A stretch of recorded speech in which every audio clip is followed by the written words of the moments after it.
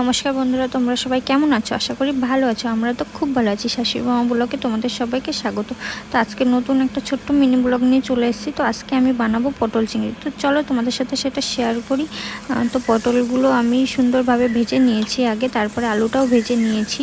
তারপরে কড়াইতে একটু তেল ছিল, সেই তেলের মধ্যেও গোটা জিরে, তারপরে তেজপাতা, একটু পেঁয়াজ কুচি ফোড়ন দেওয়ার পরে পেঁয়াজটা একটু ভাজা হয়ে গেলে তার মধ্যে আদা বাটা, পেঁয়াজ বাটা, রসুন বাটা, জিরে বাটা, শুকনো লঙ্কা বাটা অ্যাড করার পরে সুন্দরভাবে একটু নাড়াচাড়া করে তারপরে লবণ, তারপরে একটু হলুদ গুঁড়ো পরিমাণ মতো অ্যাড করার পরে সুন্দরভাবে একটু কষে নিলে মশলাটার থেকে একটু তেল ছাড়লেই আমি তারপরে যে আলু আর পটল ভেজে রেখেছিলাম সেটা ওর মধ্যে অ্যাড করব। তো অ্যাড করার পরে সুন্দরভাবে একটু 5 মিনিট মতো নাড়াচাড়া করে তারপরে পরিমাণ মতো জল অ্যাড করব। জলটা অ্যাড করার পরে দেখছো ফুটে উঠেছে। মা বলে কি যে তরকারি ফুটে উঠলে মাছটা দিয়ে দিলে তরকারির স্বাদটা দ্বিগুণ বেড়ে যায়।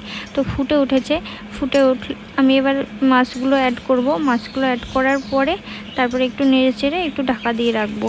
আর এই যে বারবার উনুনটা নিভে যাচ্ছে কারণ প্রচণ্ড হাওয়া হচ্ছে, তার জন্য রাগও হয়ে যাচ্ছে, কারণ রান্না করতে দেরি হয়ে যাচ্ছে তাই।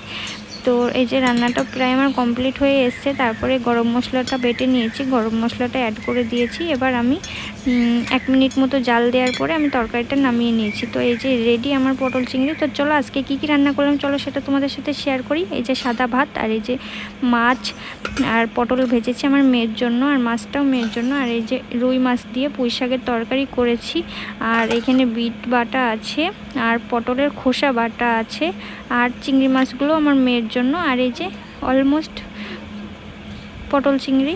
তো এবার খেতে বসার পালা। তো এবার চলো খেয়ে নিই। এই যে মা আমাকে দিয়ে দিল পটল চিংড়ি। তো চলো তোমরাও চলে আসো। ভিডিওটা কেমন লাগলো প্লিজ আমাকে কমেন্ট করে জানিও। তো আজকে এই পর্যন্ত, নেক্সট ব্লগে দেখা হচ্ছে। তোমরা সবাই ভালো থেকো, সুস্থ থেকো, টাটা।